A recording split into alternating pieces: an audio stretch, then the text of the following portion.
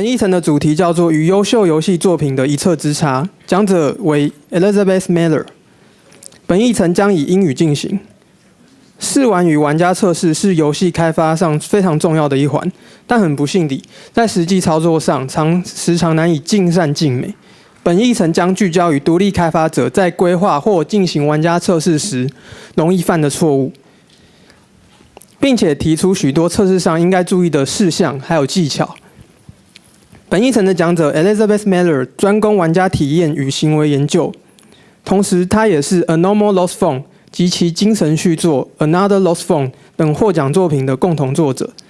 她总共协助过10几款不同的游戏作品来进行玩家测试，而同时分析不少独立开发者在进行玩家测试时常犯的共同错误。再来，让我们以热烈的掌声欢迎 Elizabeth Miller。Hello. Hi.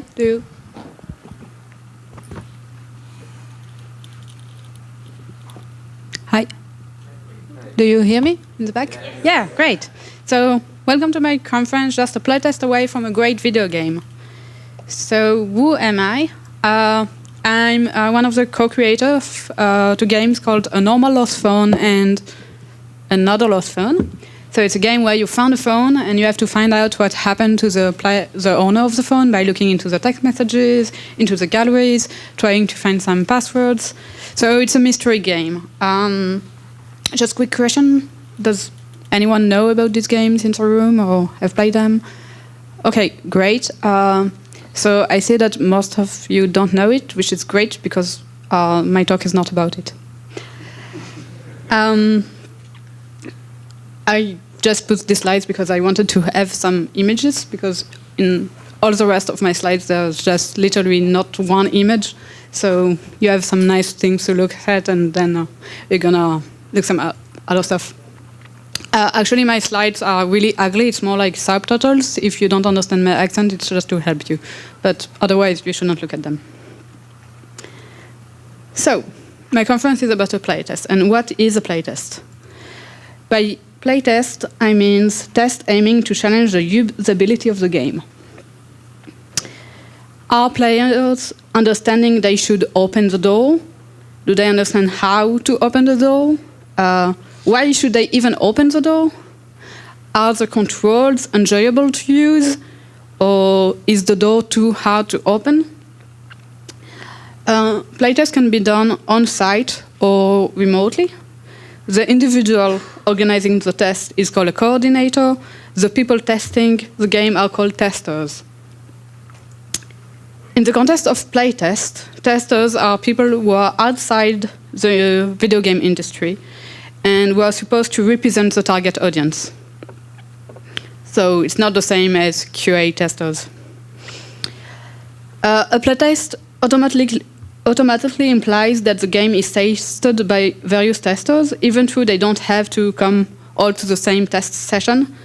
So when I say we should have a second playtesting session, I don't mean that we should bring a new tester, I mean that we should bring a new sample of testers.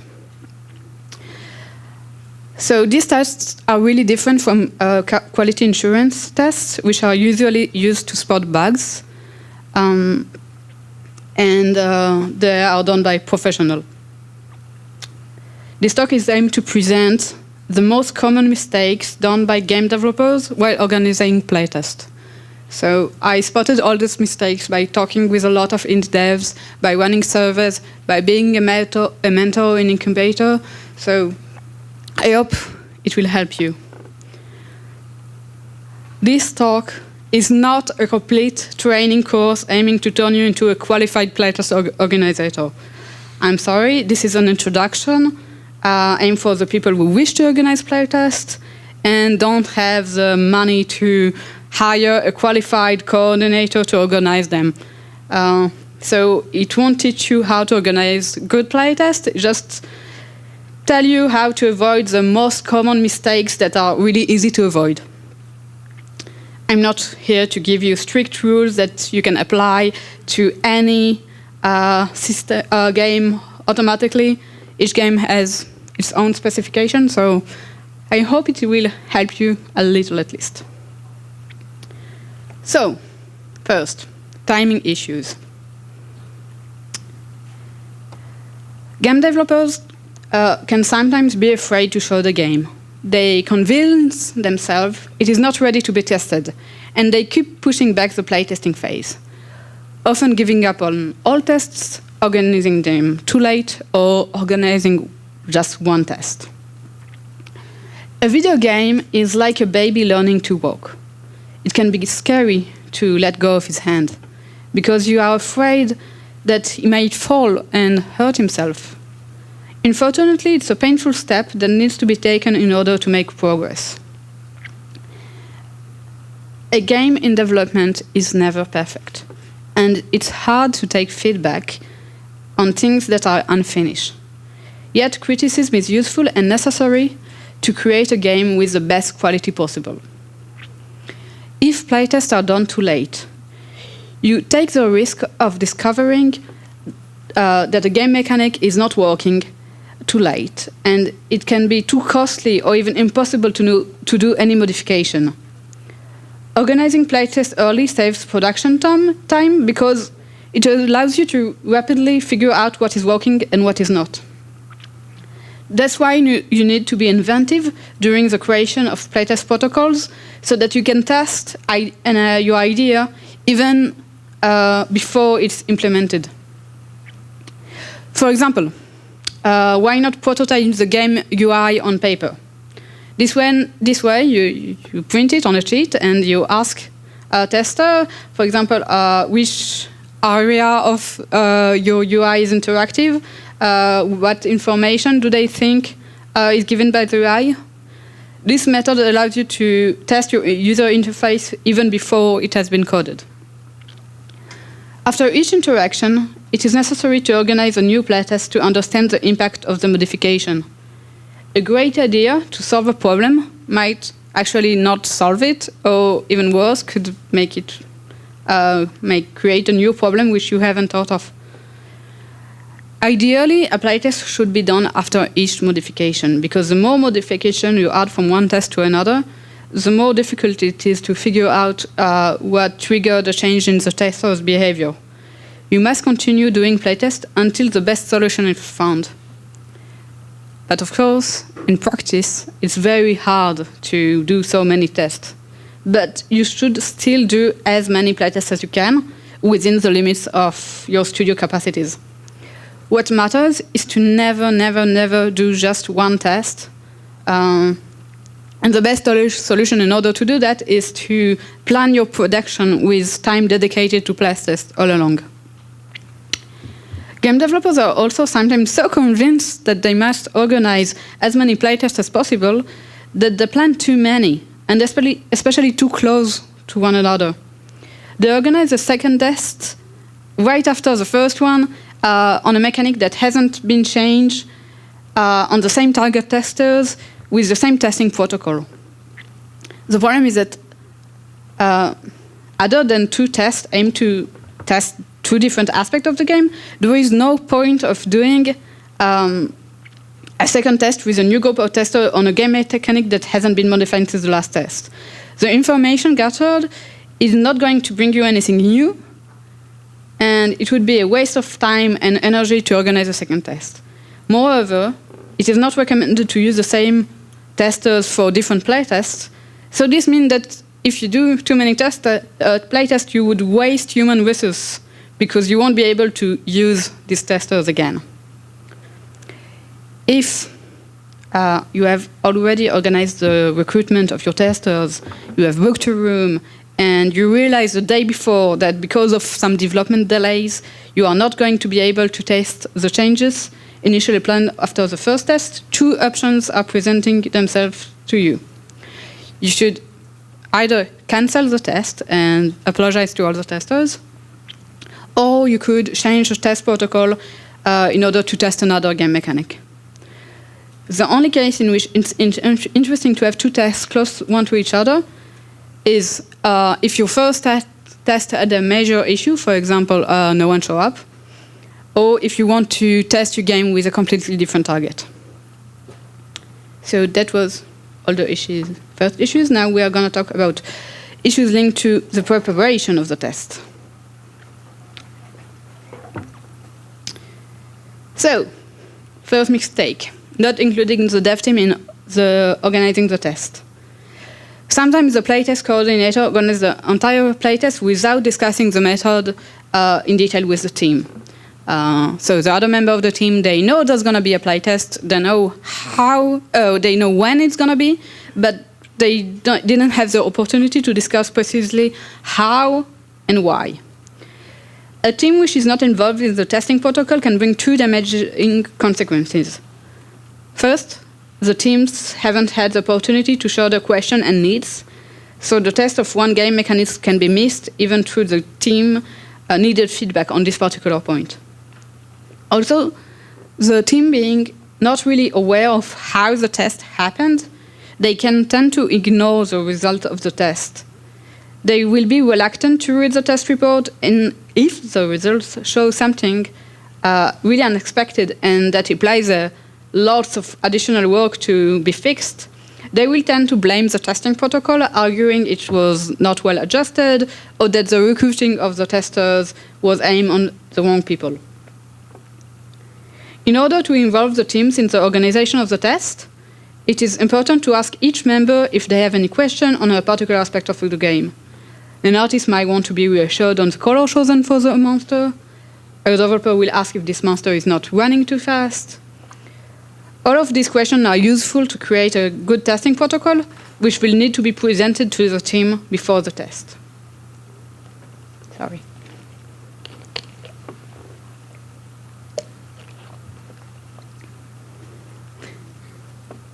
So, one second problem is not thinking about what you want to test or not coming up with testing protocol. So what is a testing protocol and what purpose does it serve? A playtest takes preparation. You need to think about why the test is organized. What are you looking to verify? A playtest can answer many questions. Can answer a question about the difficulty, about the tutorial, about the fun of the game. But it is necessary to formulate this question in order to create an appropriate testing protocol. For example, let's say I have a game which the tutorial hasn't been developed yet. No tutorial, we haven't been even thinking about what we're going to put on the tutorial. But we can decide to organize a playtest to test the difficulty curve.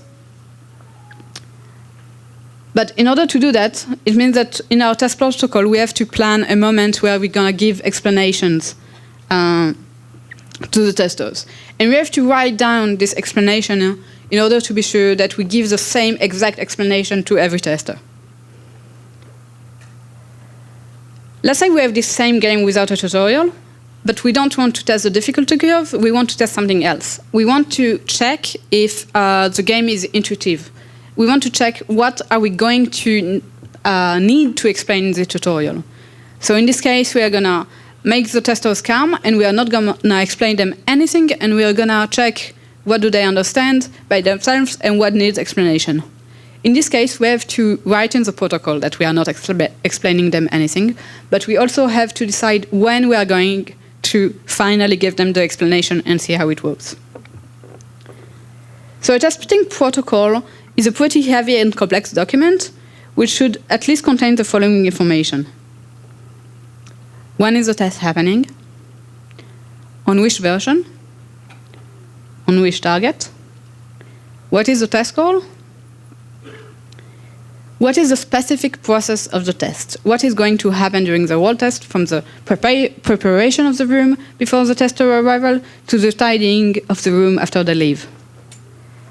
An observation table which will be used to take notes. I'm giving you a minute for pictures.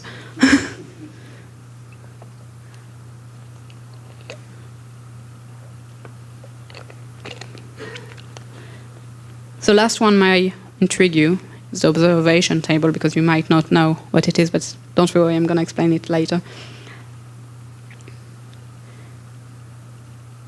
So, why is an observation table needed to take notes? I really hope I'm not teaching you anything by saying first that you should take notes during a playtest, because sometimes I've seen people organizing playtests without taking any notes. That's a very, very bad idea. It's impossible to remember everything that a tester has done and has said. Moreover, your expectations influence your perception and can influence your memory. So if you take notes after the test, you would forget some stuff. Please note that a tester can also be troubled if you see that you take notes and then suddenly you stop taking notes. You say, oh, why did he do that? Like, did I do something wrong? Did I say something that is not interesting? So you should always take notes, even if you say blah, blah, blah, blah, blah, not doing anything interesting. So then, like, the players always focus and is not biased by your different reaction. If it is possible, and if you have the tester permission, it's a good thing to film the playtest. You can record the screen, you can record the hands, you can record what they say. But beware, reviewing all the recordings takes a lot of time. So you shouldn't say, okay, I'm not taking notes and I'm just recording and then I'm going to watch it afterwards, because that's a nightmare. So you shouldn't rely solely on it. You should use this recording just in order to check if something you thought you saw was really that, or if you understood well what a playtester said. So just to verify a particular point again. If you have a session where you have different testers playing at the same time, you should make sure that you have several people available to take notes. At least one person for 2 testers. Also, it's really important to optimize the way you are taking notes. It's very, very difficult to take notes while observing everything happening on the screen and listening to what the tester has to say. Taking notes without preparation and an observation table is taking the risk to miss something important. So concurrently, what does an observation table contain? The date of the test, the number you decided to attribute to the tester, which version you are testing. That's my favorite. Predefined box that you can fill depending on what you plan to observe. For example, numbers of deaths, and then you just have to fill out, okay, he died 3 times. Puzzle number 1 completed in time, and then you just have to write down how many seconds or minutes it took to solve the puzzle. Element of the game X, Y, Z. Is it understood? Understood after a particular time? Not understood. And then you just circle what is going on.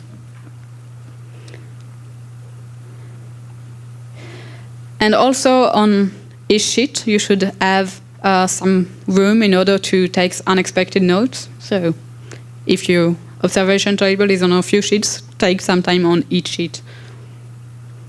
Photo time?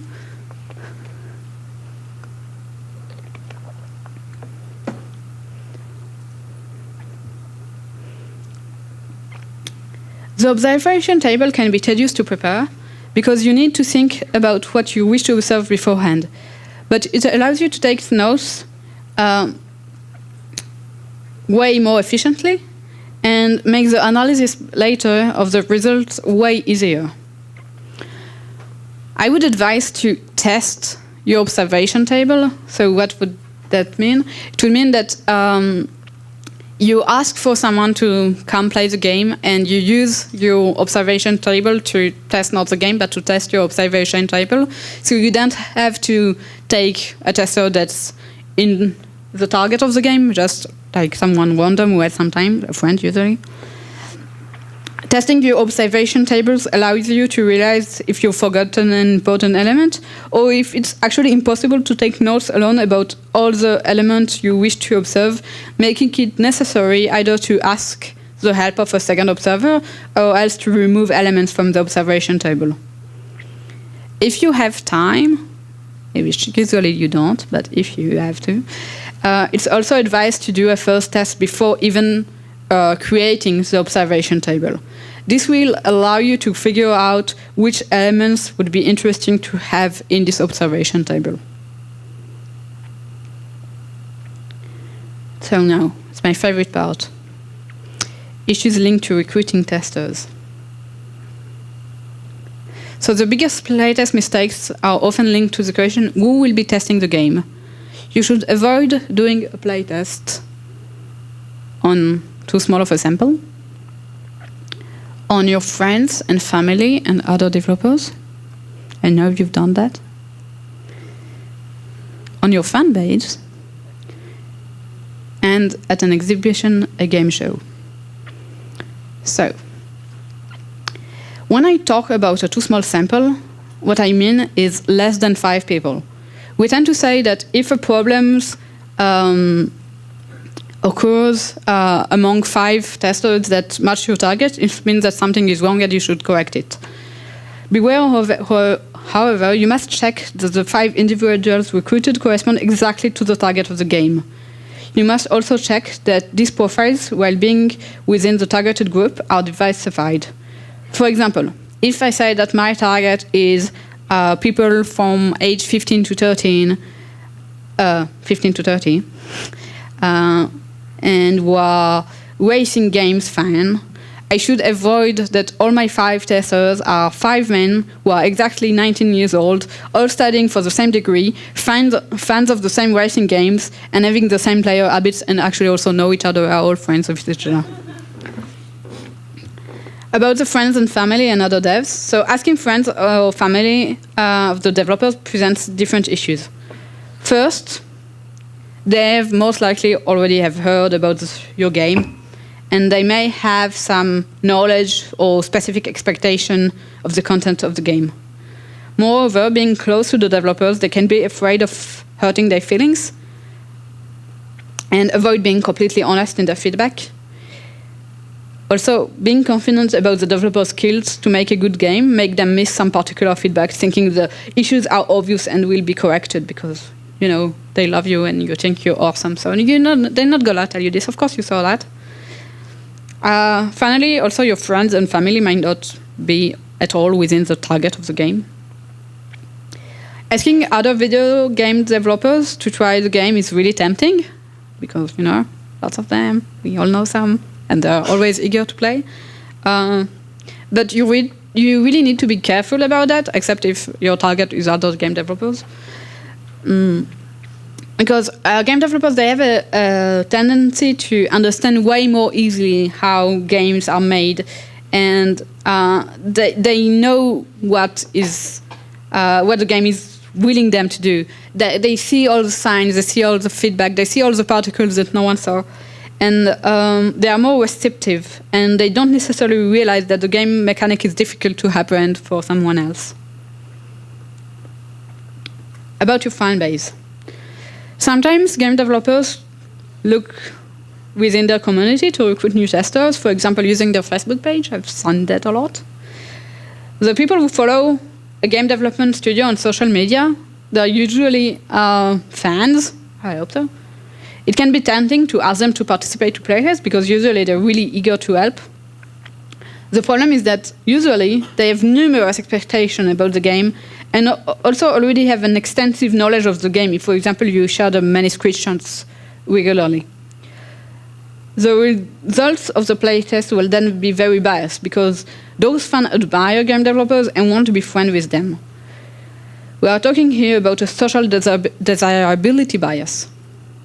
This bias manifests itself both ways. For example, developers want to be liked by their fans. So it's absolutely necessary to avoid making this type of posts on social networks. Come meet us. We are a great team. We made your favorite game X. And now, if you come to our studio, we'll give you cake and we'll share a good laugh. And you'll be able to test our new game, which is X2. And we're going to have a great time. Please come. And that's just bias. The only case in which it's possible to sometimes use social networks to recruit testers is when your communication on this network about the game has always been really neutral and sporadic. For example, you just released you just share your release date and that's it. Which, by the way, I wouldn't advise you as a community manager to do. You should say a little bit more stuff on social media. However, when testers come to playtest and there are people who don't know the game and they enjoy themselves playing it, you can always tell them afterwards that, oh, by the way, we have a social media, you can follow us now. Almost all the developers I have met at exhibition, at GDC, at game shows, etc., they use the opportunity to playtest the game. It's a very bad idea. And if there's only one thing that I want you to remember from this conference, it's this. First of all, during an exhibition or game show, there is no tester selection beforehand, so the public, even if it's composed from people who are game fans, doesn't necessarily meet your target audience. Next, there is a problem of context, which is very different from a comfortable playing session at home. There is a lot of noise, many people around, and players are often trying to go to a maximum number of stands to try different games and are forced to leave in the middle of the session because they want to go and listen to a conference or they want to get an autograph. So players at exhibitions are way less focused than when they play at home, and they can meet difficulties that would not have appeared in another contest. Also, the players at an exhibition often want to make friends with game developers, and this attitude can imply biases. Developers are also coming to exhibition to increase their fan base, so in this context, they should not have an equal demeanor. But on the contrary, they should be likable and they should defend the game. They need to be there to give explanation if a player is stuck. They need to talk about themselves. It's what players' exhibitions are expecting from them, and they have come to meet them and play while talking to them. So, beware. Now I'm going to talk not about playtests, but about something else that is really important to me, which is how you should present your game at exhibitions and shows. Instead of using exhibition for playtests, it is necessary to use your presence at these exhibitions to increase your fan base.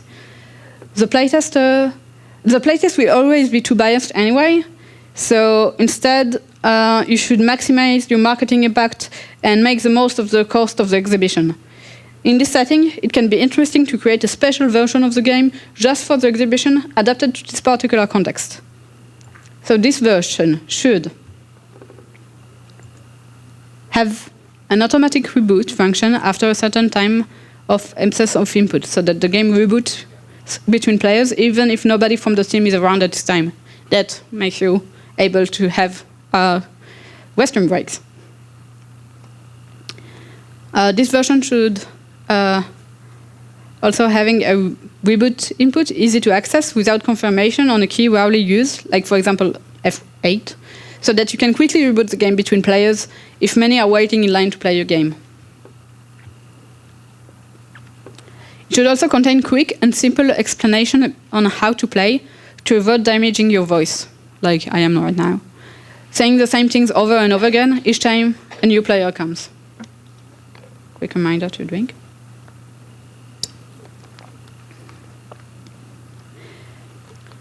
This version should remind players at the beginning of the session that this is a demo and explain how it is different from the finished product. This version should never contain all the game, but just a small part to show the game mechanics and make the game attractive. It is even possible to create a special version with elements that will not be in the finished product, so that you don't spoil players while giving them a taste of the mechanics at the game universe. By the way, that's a mistake I've made on Normal or Fun. First time we were showing the game, so the game was quite long, and people were sitting and they were so loving it, they were playing it for 1 hour and a half, and during the whole day we had maybe 7 players. So very, very interesting to have show your game just to 7 people and having pay hundreds to show it. The version should last around 10 minutes, or it could be a little bit less, it could be a little bit more, but around 10 minutes. You should offer to subscribe to the newsletter of the game, but also keep the data locally so it can function without an internet connection. And it is recommended to playtest the special version before the event. So now I'm going to come back to playtest. It would be a shame to spend a lot of money for a stand and ending up having a demo that nobody understands, which isn't attractive to play, or which is too short or too long. So if you want to playtest your special demo version, you shouldn't playtest it in a normal way, because you have to create again the context of an exhibition. So you need to get somewhere where everything is loud, somewhere where people don't really want to play your game, like they might be here for something else. And it should be random people, not people who you ask especially to come play a game. So the best is to pick people randomly in a bar, in a party, in a shopping mall. Just ask a few people if they have 5 minutes to spare, 5 to 10 minutes to spare. Don't bother the people who are already in a hurry, mostly people who are sitting on a bench or something, and ask them if you can play the game. Issues linked to the execution of the test. The beginning of the test is very important. There are sentences that are important to say and others to avoid. Two things are really important to say at the beginning of the playtest to make testers feel comfortable. We are not here to test your skills in this game. This game is not finished. Nothing is perfectly adjusted. If at some point you are having difficulties, remember it's not your fault, it's the fault of the game. It's the game we are judging today, not you.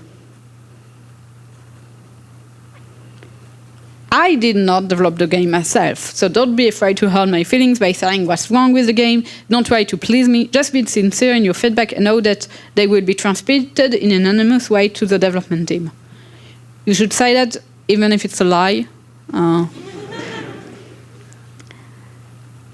If your studio is very good friend with another studio, a good thing is that each one organizes the playtest of the other game. But I've never seen anyone doing that, but I think it's a great concept. So do it.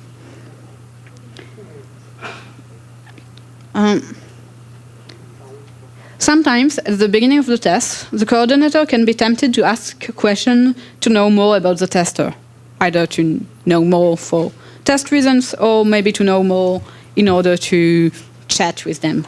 So you want to know his age, his favorite games, his favorite platforms. However, logically, the answers shouldn't change before the end of the test. So it's best to keep this question at the end, because asking this question at the beginning can influence the player's behavior. For example, you are coming to the test and I'm asking you, oh, how often do you play racing games? And you say, oh, I play them every day. I'm so good at racing games. I love them. Okay, oh, good. Good to know. Now, would you mind playing these racing games? And then, well, you want to prove that you're a good racing gamer, like you said you are. So it's called representativity bias. I don't know how to pronounce it, check it. So in general, any information on the nature of the tester, other than the way he feels and his opinion, should be gathered at the end of the test or at the end of the questionnaire. Beware of biases, the big enemy of playtest. During the test, you should avoid asking biased questions. A biased question is a question which is going to push the player to answer a certain way. For example, you said that you didn't like the green monster. Would you have preferred if it was red? Also, be careful not just to take notes on what the players say. Testers can say way more through their action rather than words. They can't lie, they can't exaggerate or minimize a problem through gestures and actions. Their body sometimes has more to say. Testers do not always think about reporting orally every emotion felt during the whole test. Taking note of their interaction will allow you to come back to it during the debriefing. You laughed when you saw the green monster. Why? Should also avoid taking notes of proposals of solution without trying to understand the origin of the problem. Testers usually they mean well. I mean, they're here to help you improve your game, but they are not game developers. So sometimes their suggestions are not so good, and they're usually not the best way to solve the problem. So when someone gives you a solution, you should investigate to try to find out what the problem was. Instead of guessing, take note of the problem rather than the suggestion. For example, there's a tester and it suggests that the monster should be red. So instead of writing, okay, the monster should be red, it must be for aesthetic reasons, and now I'm going to see my art director and say, well, you know, the green monster, it should be red. Well, you should ask him, so why do you think it should be red? And then he'd say, yeah, because, you know, the background was red as well, and I couldn't really see the monster. So no, it's not for aesthetic issues. The problem is the resemblance between the monster and the background. With this information in hand, you can go to the art director, explain to him more clearly what the problem is, and he can choose what the best solution is. And he might say, okay, I'm going to change the color of the background because that's going to take me way less time. Beware also of your own bias. It is impossible for a playtest coordinator to not already have an opinion on the game, but it is necessary to be conscious of your own bias to diminish at the maximum the influence of your own bias on the test or the analysis.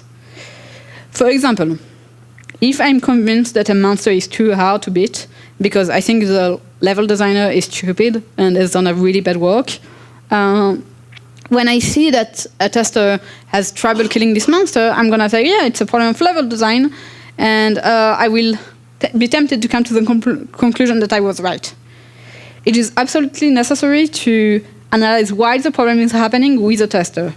Maybe that I will discover that the monster is too hard to beat because the controls of the new swords are actually hard to master. Or maybe because like my weapon wants to date me instead of killing the monster. Several elements require our attention. Avoiding biased questions, but also beware of jumping to conclusions too fast, and do not presume what the tester really thinks. So it's important to always ask the question why, and sometimes several times. For example, you have this tester and he got killed by a monster. Instead of assuming that the monster is too strong, we ask the question, why did you die at this instant? Well, because I didn't attack the monster. Why didn't you attack the monster? Well, I didn't attack him because it was green. What? Where is the fact that it was green drove you not to attack him? Well, because all the allies so far were green, so I thought this color indicated that the monster was good, the guy, and it was actually become my ally despite his threatening aspect, so I didn't attack him. Oh, no, this is not Undertale, you should attack the monster, I'm sorry. Investigating can lead to realizing unexpected issues. Ideally, working with a second playtest coordinator is a good option. The second coordinator can be used during the test to spot the behaviors that the first coordinator had not spotted. It can also be used to read in advance your testing protocol and detect behaviors or questions that should trigger bias answers. Finally, beware of reports that are too long. Writing beautiful and long reports can take time, and during this time your team will usually keep going and working on the game. Instead, they're all on vacation and you are the only one working. And while they're working, they might be going to the wrong direction that you have already spotted in the playtest. Also, reading a long report can take time, and it might discourage members of the team from reading it, when we then just skim through, frightened by the number of pages. So it's better to focus on what's essential in your report, and if the report is still a little too long, you should take the time to make a summary, just one-page summary, at the beginning of the report, reporting what are the main issues are. The human brains retain information better when they are presented in various ways, so you should avoid to make a big block of text, like I did. And you should instead use color variation, put some images in it, be airy, and have some information presented also in text, but also in chart and images. I have many more stuff to say, so if you have questions, we can talk for a long time, but for the moment, that's it. Here's my contact, and do you have any questions?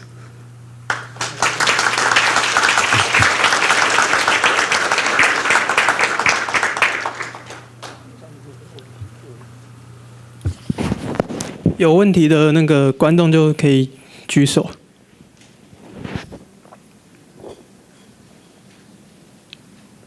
I have a question for you. Oh, no, it's okay.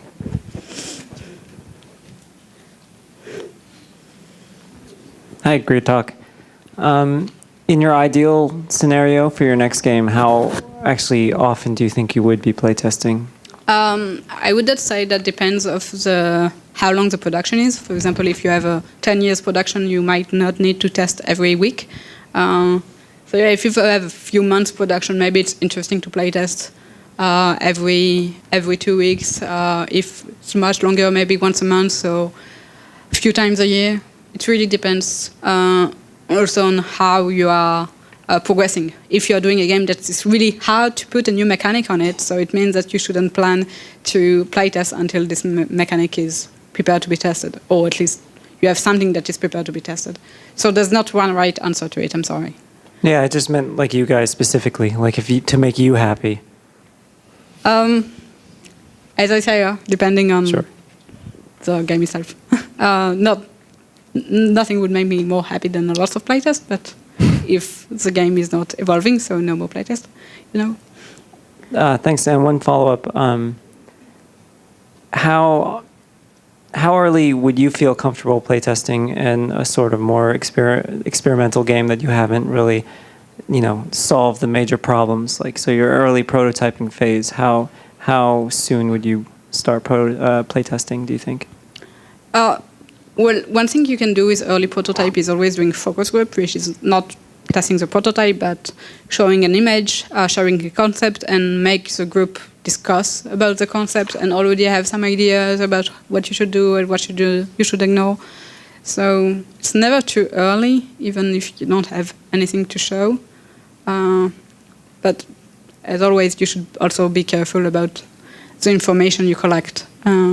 It's really hard to write the best protocol. That's why I say this talk is not to teach you how to be a great playtest coordinator, because this is actually something that takes some time to study in order to do it best. I just want you to avoid some mistakes. So I can answer that question for a few hours if you show me a game and then I say a specific test protocol for this game. That's not one good answer.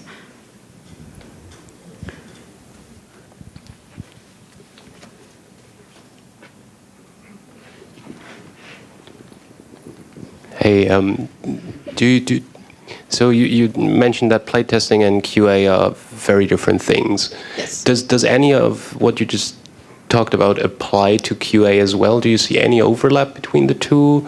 Is it possible to combine the two? Is it a terrible idea? Like, could you elaborate on that? Okay, I was told not to, but I will. Because I had a part of the talk about QA lab and why you shouldn't work with them. And I say, yeah, that's not good. That's not really gentle for QA lab, so just remove it. So I did. I'm not saying that you shouldn't go for QA lab for doing QA tests. Just that I happen to know a few QA labs that say, oh, by the way, we also organize playtests. And actually, if you investigate a little, you realize that they do organize playtests, but the users that the testers they're bringing for the test is the same professional testers, and professional testers, QA testers, they're as good as knowing how games work that any other game developer. So when I say you shouldn't test your game with game developers, so it applies also to QA developers. So I guess something relates. I mean, as I say, I never worked in a QA lab, but you shouldn't work with a QA lab to do your playtesting. You should work with a playtest lab instead. It's two different things.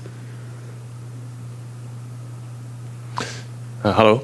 My question is, I want to do some playtest about our new game. It's in an early stage, but my boss is worried about the idea will be copied by other people if we show our idea or the game mechanism to others. So he somehow refuse or quite afraid of doing that. So how do you think about the issue?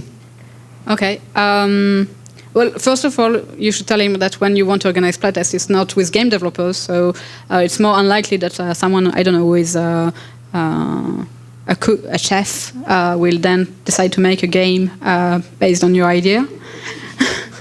And that's something that you can check. I mean, when you are recruiting testers, you can ask them what the job is, and actually you should do that, because then you can decide not to take all these professional people who work in the game industry.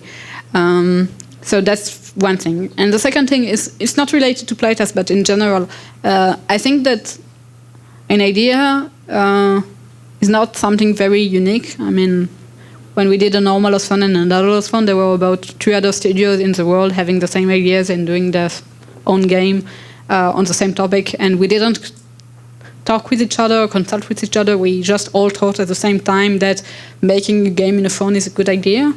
But the thing is, everyone has their own way of doing it, and also what makes a game good is not the idea, it's the execution. So even if someone steals your idea, you should be confident that the quality of your game is good enough that it's not a problem. And if someone steals your idea and your game is better, then everybody's say, hey, have you seen this game? No, it's crap, you should play that game instead.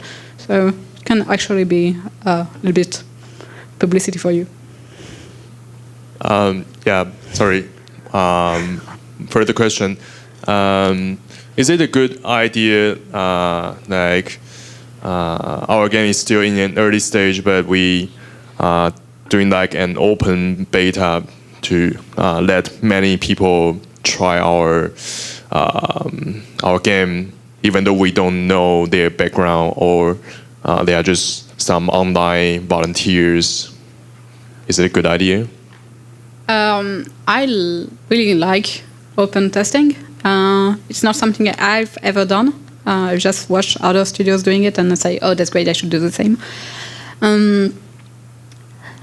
I'm not an expert. I know that you don't get the same kind of feedback from open testing that from bringing someone to your lab and watching one-on-one and seeing them play and watching them struggle with the control. And when you are doing open development, you get only the feedback from what people say to you. You don't watch them play. You don't see the reaction. So I think it's important, if you can, to do both. And by the way, if you want to do more open testing and open development and maybe co-design stuff, I would advise looking at what Amplitude makes, the studio behind Dungeon of the Endless and Endless Dungeon and all these endless games, because they're very good at what they're doing, and they've written a lot of articles about how to do it right, and it's a lot of work as well, but different kind of work. Thank you. Any other question? I have a question for the room. Does anyone here already conducted a playtest? Raise your hand if you have. Oh, not so many. Wait, I hope you will organize more playtests of your games. If it's one thing to remember. Playtests are important. They will save you money, they will save you time. They take time, but in the long run they save time. They're fun to do.